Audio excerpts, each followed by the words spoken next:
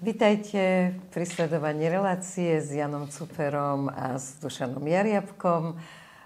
Pokračujeme v debate, ktorú sme začali o televízii. Keďže nám zostali ďalšie témy, tak pridávame taký 20-minútový dodatok. Chcela som sa páni opýtať na náš vzťah, alebo naše vazalstvo s Európskou úniou.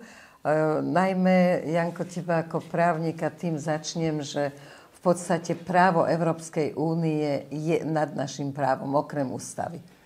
Áno. Dá sa to zmeniť? Tak znie otázka. Samozrejme, veľmi poľahky.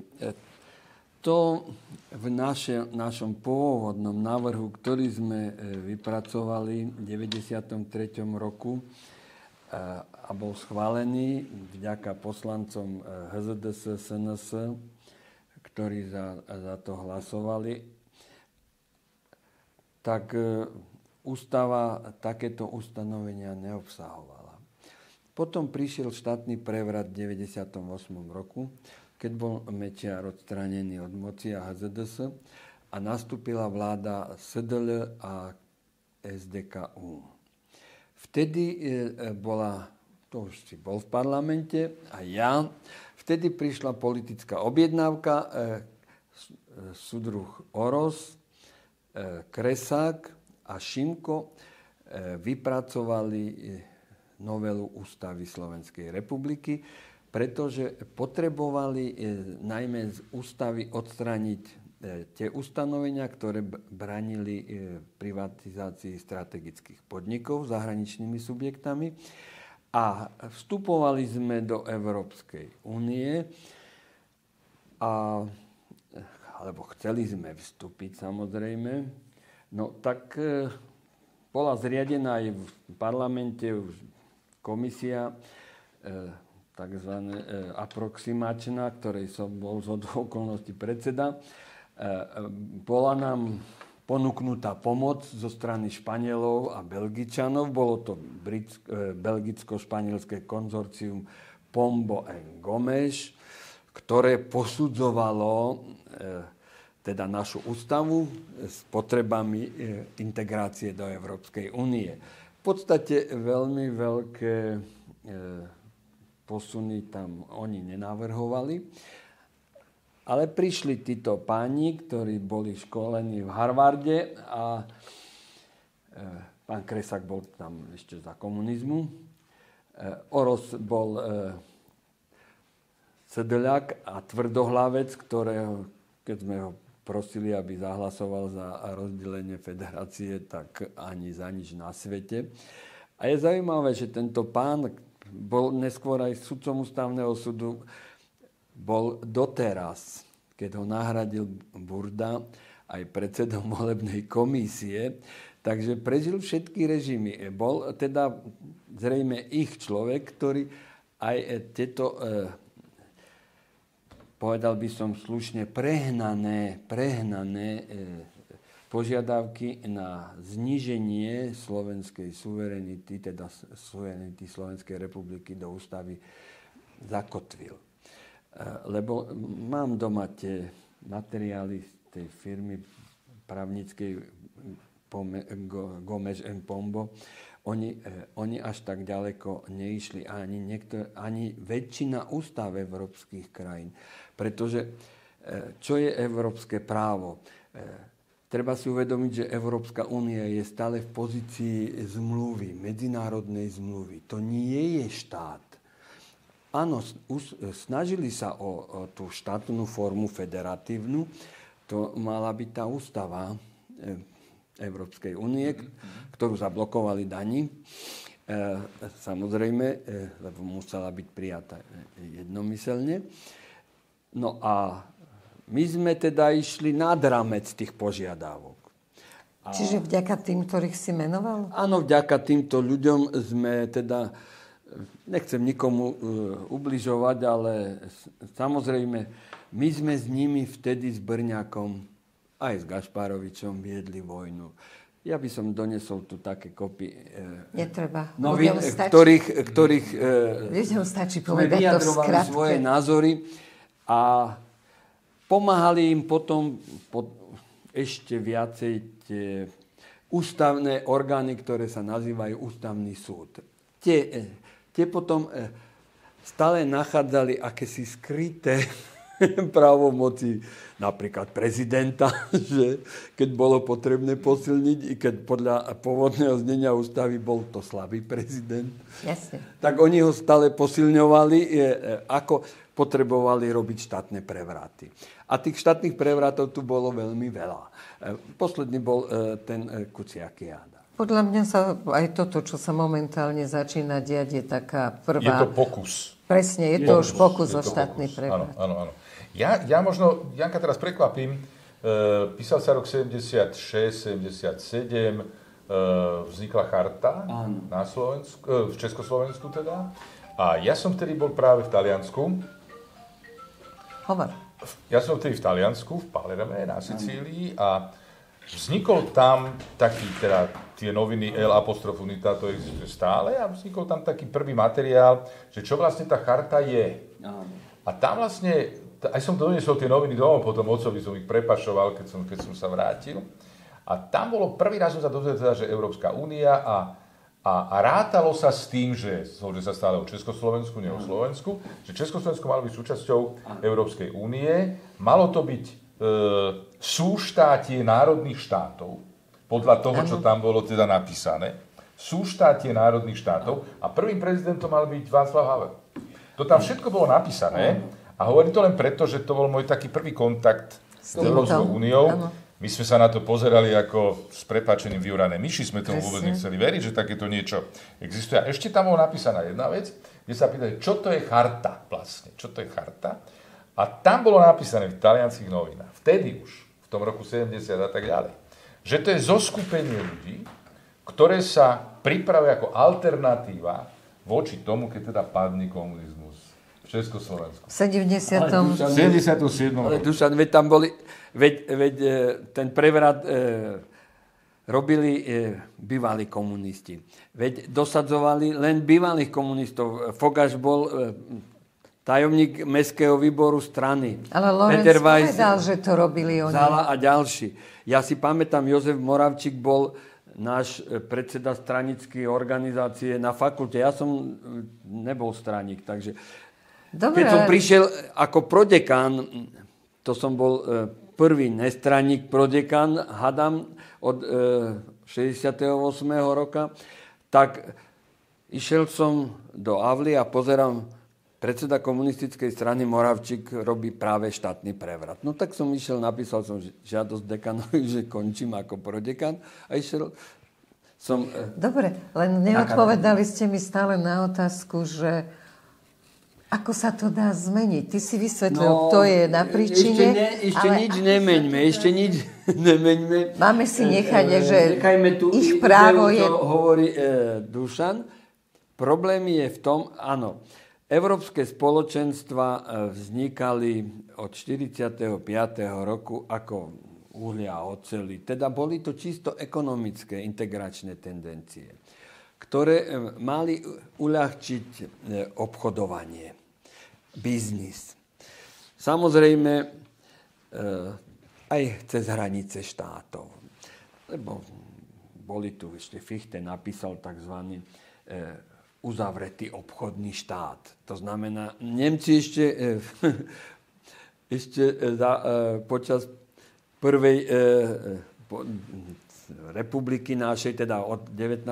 storočia, presadzovali uzavretý obchodný štát. Teda, kde sa jasne počítalo len to, čo sa doma vyrobí a keď sa niečo vyvážalo, sa muselo platiť vývozné clo, alebo keď sa niečo dovážalo, muselo platiť dovozné clo.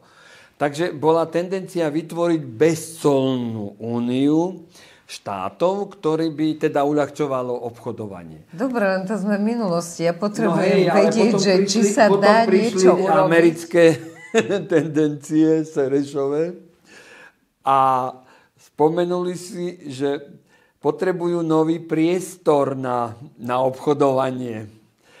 A že ten priestor nový je tu, sa črta na východe Európy a strede Európy. To znamená, prišli s tou tendenciou, že obalamutili Gorbačova, Jelcina, tí rozpustili sovietský zväz, umožnili zjednotenie Nemecka a tým vytvorili predpoklady pre expanziu. Preto sa aj prvým ako uvažovalo s Havlom, že on bude tak ako naša Svätá cirkev ustanovila za toho pápeža Jana Pavla II, samozrejme z toho Poľska, tak aj tu sa uvažovalo, že on bude akýmsi takým progresom, ktorý akože privedie nás, východoevropanov, do zjednotenia. Čiže dostali územie bez jedného výstrelu. Tak, presne. V podstate klamstvom a nedodržaním dohôd. Ale zase na druhej strane, musím vám protirečiť, ten 89. rok prebehol bez jedného jediného rozbitého okna. Áno. A 93. rok takisto. Čiže ako to je ako... To není norma. To sa v tých štátoch kadejakých iných nestávalo. A u nás to naozaj prebehlo, dokonca ten 89. rok, to nebolo také jednoduché spraviť. Ty si pamätáš na študenta... No ale ešte to účinkovala. Cibula, Igor chodil Počkaj. Ty si pamätáš študenta Šmída? Áno. No, študent Šmíd musel existovať ako teda fiktívna osoba, aby sa davy pohli. Áno. Preto, lebo tie davy boli veľmi ťažkopádne na začiatku. Verejnosť.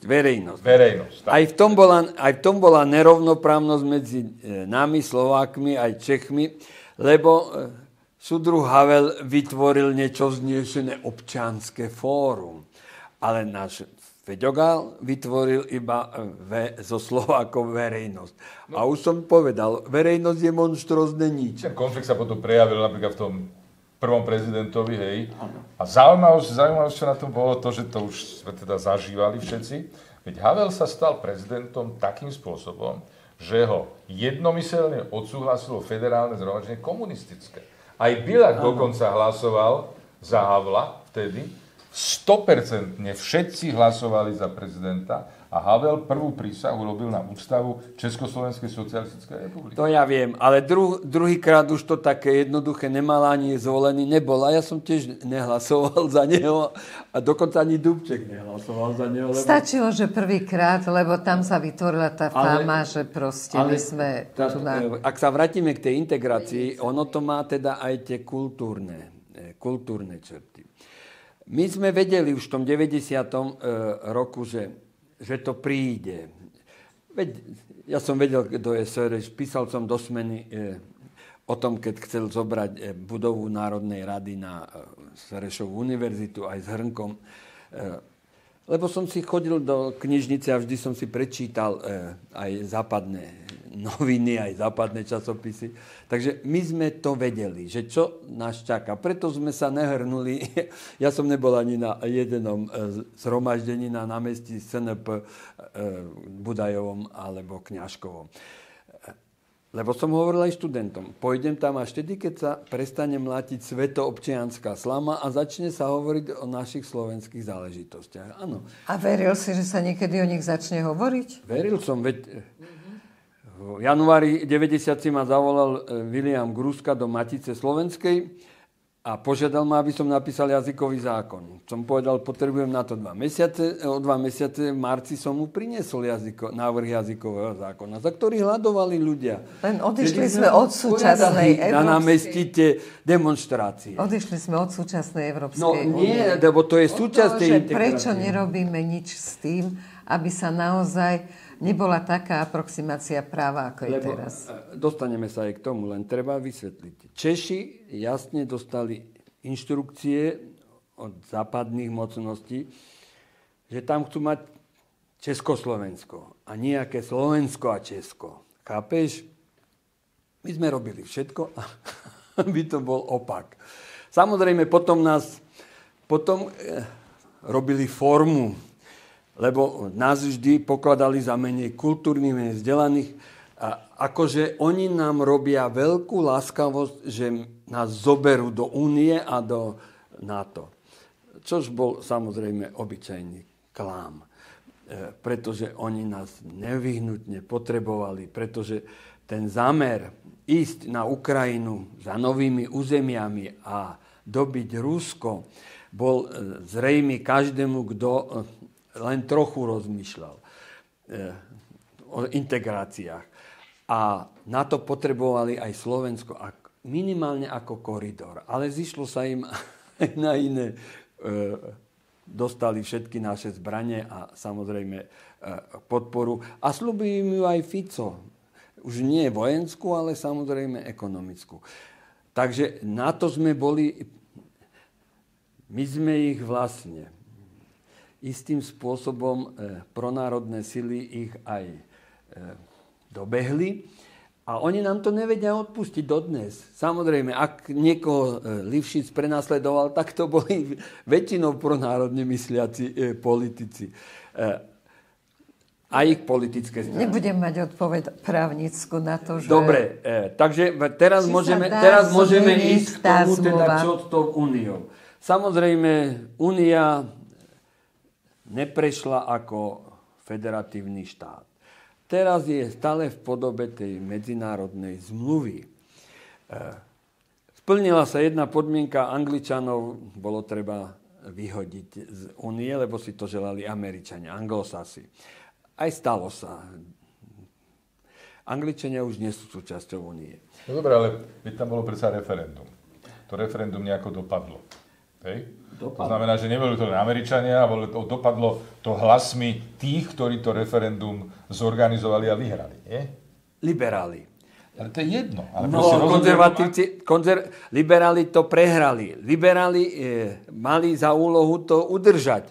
Ale konzervatívci dostali od anglosasov inštrukcie z Ameriky von. No dobre, ale to je napísané v knihách, to nie si vymýšľam. To ti môžem ukázať knihy, kde je to napísané v 46. Že Angličania nemajú čo robiť v Európskej únii. Budú mimo únie. A ešte druhá požiadavka bola, na ktorej Fico pohorel prvýkrát v tom prevrate. Keď je tam napísané jasne, Nemcom nikdy nebude umožnené vytvoriť tvrdé jadro zjednotenej Európy.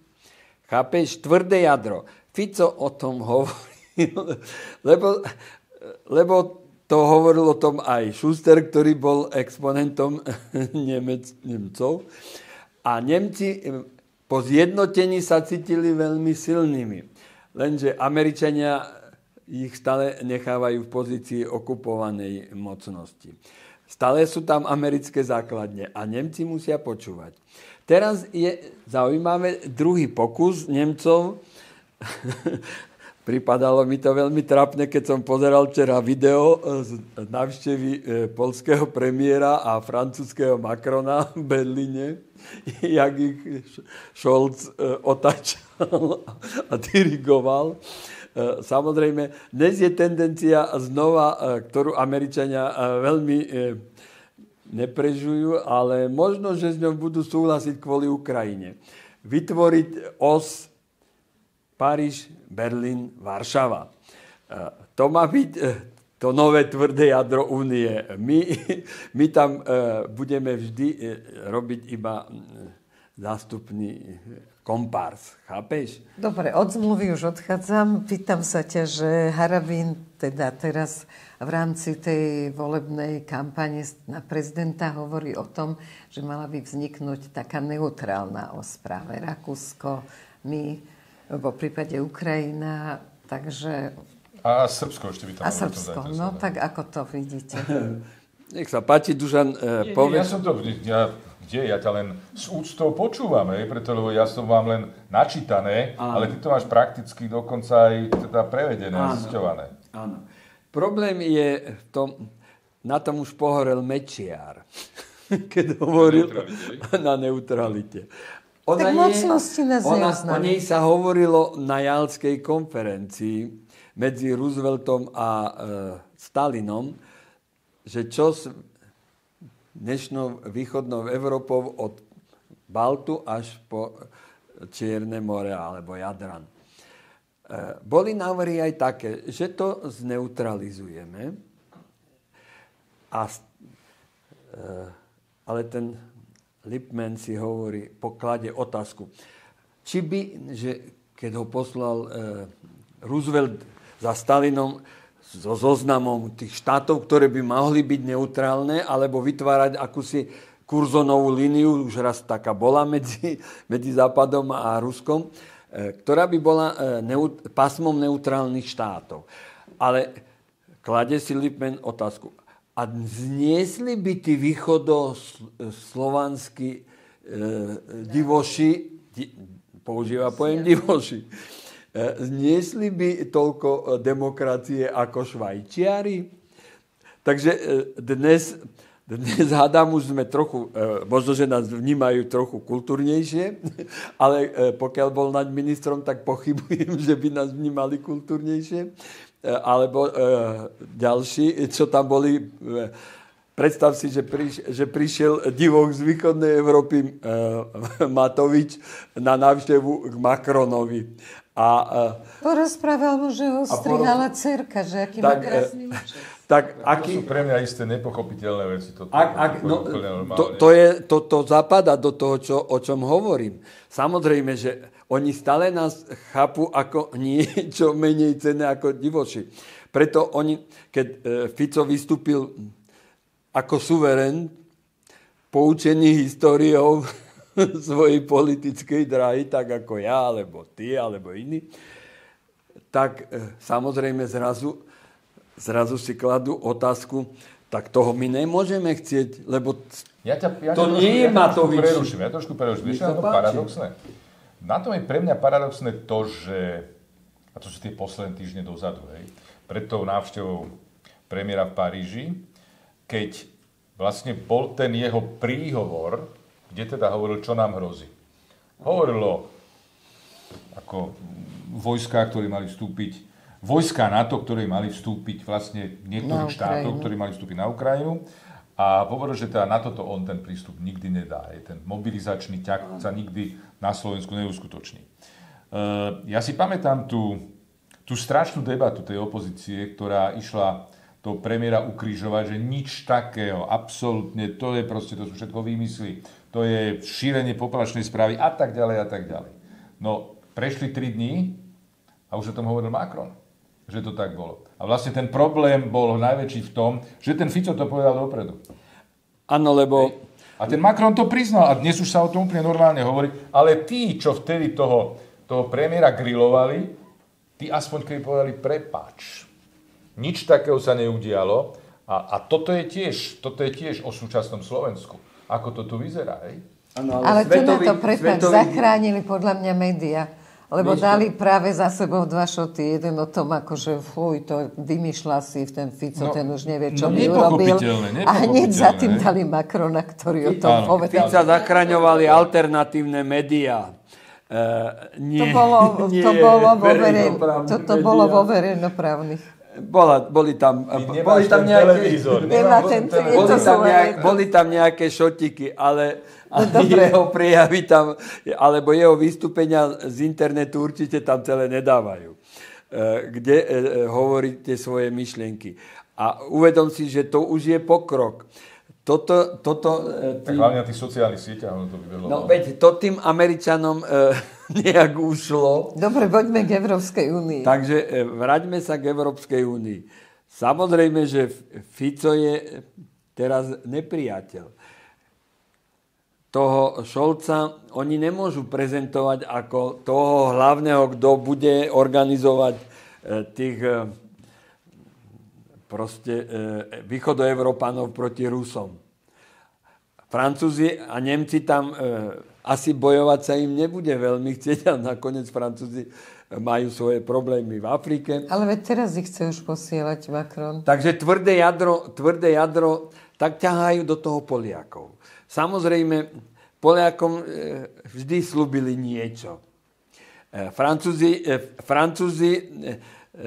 teda Talleyrand, keď Napoleon ťahal do Ruska, tak poľská šľachta sa poskladala a zhromaždila 15 miliónov zlatých, čož bola veľká suma vtedy v zlatom, nie že papierové. a dala to kniežatu Talleyrándovi, ktorý bol ministrom zahraničných vecí, aby kúpil štát od Napoleona Polsky, keď dobije Moskvu. Ale zasa sme v minulosti, Janko. Nie sme v minulosti. Chceli sme Európska únia a Slovensko. To s tým súvisí. Samozrejme, lebo my nežijeme tu v izolovanom To je jasné. To je pohľad bežného smrteľníka. Ak si nevieš dávať veci do historických a súčasných súvislostí, nevieš o politike nič. Pretože že všetko máte tie paralely historické aj súčasné. Rozumieš? Áno, ale keď nedá sa to rozoberať v jednej relácii. Oni ten poľský štát, ich obnovil ho Stalin, mimochodom. A oni, tí Poliaci, teraz trochu zmohutneli a znova ich tí Francúzi začínajú úckať proti Slovan proti Slovanovi. Rusom. Pretože v tej knihe Lippmannovej je jasne napísané, že ten americká veľryba, oni sú ako veľryba v mori, odizolovaní od iných, s ruským medveďom nikdy vojnu viesť nebude. Ale môže ju viesť len vtedy, ak zhromaždí dostatočne veľkú koalíciu užitočných idiotov. To je tam napísané. Užitočných idiotov. Takže my máme hrať tých užitočných idiotov a veliť nám budú poľskí generáli. Maďarské asi tam nepôjdu, no tak budú tam ešte možno... Snažia sa nahnať Černohorcov, možno Srbov a Bulhárov a ešte aj nejakých neslovanov, Rumunov. Chápeš? O to tu ide, že my máme bojovať proti Slovanom. Slovania proti Slovanom. Prezentuje sa to, že je to záujem Únie, Európskej únie, ktorá nie je štátom, nemôže vyhlasovať nikomu nejakú vojnu podľa medzinárodného práva. A už vonkoncom nie mocnosti. Chápeš? Takže... Odišli sme od tej neutrality, či môže niekto zaručiť našu... Či sa zmenili proste pomery na to, že už by nejaká veľmoc uznala nás za neutrálnych. Museli by to byť samozrejme... Museli by to byť v záujme tých veľmocí. Áno. No, ale či je taká situácia, že by to mohlo už byť v záujme veľmoci? Museli by to byť predovšetkým dve mocnosti. Rusko a USA. Tak, a Čína. A tie ostatní Francúzi už dnes nejakou mocnosťou nie sú. No ale či sa tá nádej... Majú už hrať len pre americký neviditeľný štát len užitočných idiotov. Možno, že veliacich užitočných idiotov nad slovanskými bojovníkmi s automatmi. No, vieš, ale ja myslím, že prepáč, že ti teda trošku protirečiť. Ja myslím, že až tak jednoduché to zase nebude. Preto medzi tým sú samozrejme nejaké nielen eurovoľby, ale aj nejaké voľby v ostatných štátoch Európskej únie. A stačí, aby sa vymenili politické elity. Vznikla by v podstate iná väčšina s iným väčšinovým názorom, ako je v súčasnosti. A zrazu by to bolo všetko úplne inak. Ty hovoríš, ako keby všetko boli len americké záujmy. Áno, sú, v prevažnej miere sú, lebo to zrejme všetko... Nazvime ich Deep State, alebo teda neviditeľný svetový štát. Sú to ekonomické záujmy, ktorým sa teda všetko prispôsobuje, ale ja si myslím, že aj tie politické elity, výmena tých politických elit, môže priniesť zmenu. Prosím? Že môže priniesť zmenu tá výmena tých elit. Nechoďme ďaleko, poďme do Čiech.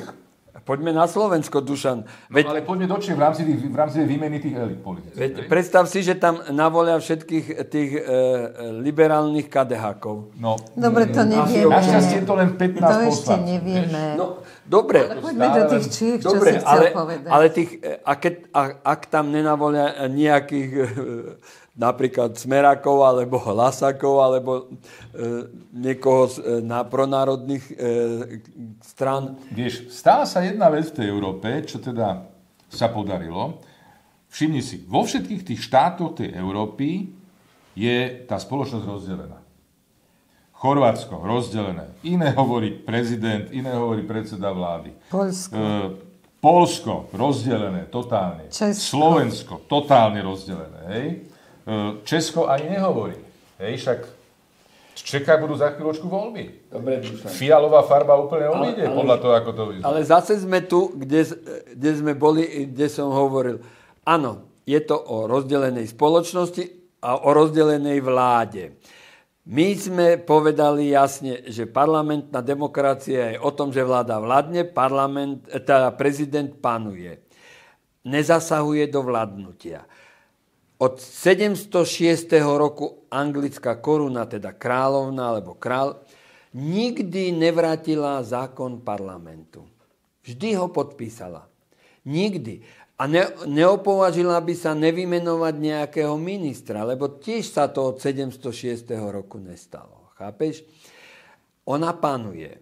Ona reprezentuje monarchiu a impérium britské. Ale pozri sa u nás. Od tej novely nešťastnej pred vstupom do únie, keď sa to všetko urobilo v prospech presadzovania týchto záujmov aj v politickej sfére, začal ústavný súd objavovať akési skryté pravomoci prezidenta a vždy mu povedal, nevymenuj toho ministra, alebo nevymenuj toho riaditeľa tajnej služby, lebo nebudeme to mať pod kontrolou. A išlo to až tak ďaleko, že včera prehlási predseda jednej akože našej kresťanskej strany, ale ja by som ju v živote nevolil, ani nevolil ako kresťan katolík, že on ide sa ohlási u generálneho prokurátora, ktorý má byť nestranným zástupcom štátu, teda Slovenskej republiky, v trestných konaniach a dozerať nad zákonnosťou. Viem, lebo som tú kapitolu písal s pánom Čičom do ústavy. Čo sme tam napísali? Aj po novelách ešte stále to platí. On sa ohlasí a ide pledovať za to, že vy, Smeráci, Hlas a SNS, preberáte všetku zodpovednosť za kriminalitu špičiek. Akú kriminalitu špičiek, veď politicky. Môže to povedať hocikto. No to nemôže, ale to povedal... Nie, to povedal... Každý súdny človek prepáč, ale to... Hej, lenže keby si išiel na Oravu, tak možno, že by si sa nedozvedel od súdnych ľudí, že je to hlúposť. Oni to berú smrteľne vážne. Veď koľkých ľudia vykrikujú na námestí, že treba zachrániť kriminálnika Lipšica. Koľky? A samozrejme... Tá spoločnosť je rozdelená. No, v poriadku, ale prokuratúra rozdelená nemôže byť, lebo ona zastupuje jeden štát, Slovenskú republiku. A ten nie je rozdelený. A jeho reprezentantom je vláda a parlament, chápeš? A hlava štátu. A tá hlava štátu nemá čo zasahovať do vládnutia, lebo vláda nesie pred vami parlamentom zodpovednosť. Vy ju kedykoľvek môžete odvolať. Ale prezidenta nemôžete kedykoľvek odvolať. No áno, ale to je od istej doby úplne jasné, že teda prezidentka nikdy nebude ťahať za jeden špagát s vládou, hej? Nikdy nebude ťahať, a už sa tá moc ako keby štiepila. A to je to, čo hovoríš ty, že napríklad v parlamente sa to prejavilo tým, že zrazu sa objavili iné možnosti v treťom čítaní pri prerokovávaní návrhov zákonov. A tretie čítanie, ktoré bolo vždy formálne, v tom zmysle, že teda sa opravovali iba nejaké gramatické veci a štilistické veci a takéto, zrazu sa začali meniť veci obsahovo v rámci tretieho čítania a to tretie čítanie trvalo minimálne toľko, koľko to druhé čítanie. A to sú zase, zase je to len na tých právnikoch, aby urobili poriadok. A teraz poďme k Únii. A každý bude mať iný názor. Hovoríš, že Únia... To je čistá záruka demokracie. A o akej demokracii môžeme hovoriť? Počkaj, to som nepovedal. To také. Keď eurobyrokrati, ktorí tvoria výkonnú moc Únie, nemajú absolútne nejaký mandát od štátov, ktoré tam zastupujú, ale oni ani štáty nezastupujú. Oni zastupujú záujmy únie. Takže ak ich kontroluje Európsky parlament a v tom majú tie, dalo by sa povedať, sily, ktoré sú nepriateľské tomu, aby Európa stále ostala spoločenstvom národných štátov, ktoré sa integrovali predovšetkým v ekonomickej sfére a nie v politickej. No tak si kladeš otázku, a na čo sú tam nám tí poslanci tak draho platení, ktorých používajú eurobyrokrati len na to, aby tu zasahovali do vnútorných záležitostí v prospech toho, kto presadzuje ich záujmy európske záujmy. Ale už Peťo Weiss povedal, že teória záujmov existuje už v 98. To znamená, že naši poslanci v tom parlamente by mali zastupovať slovenské záujmy. A slovenským záujmom nie je útočiť na vládu, ktorá chce presadzovať slovenské záujmy. Povedal si to pekne, keď, Duško, nemáš tomu niečo, keď máš, zobrala som ti slovo z úst, takže dopovedz. Jednu vec som chcel povedať, Nech sa páči. Bohužiaľ slovenskí poslanci v Európarlamente nevystupujú ako jeden celok, ale vystupujú, či je to v Európarlamente alebo v Národnom parlamente, ako opozícia a koalícia. To je to zle a ty vieš najlepšie, že všetky tie tzv. Nóty z Európskej únie, týchto zahraničných, sa píšu na Slovensku.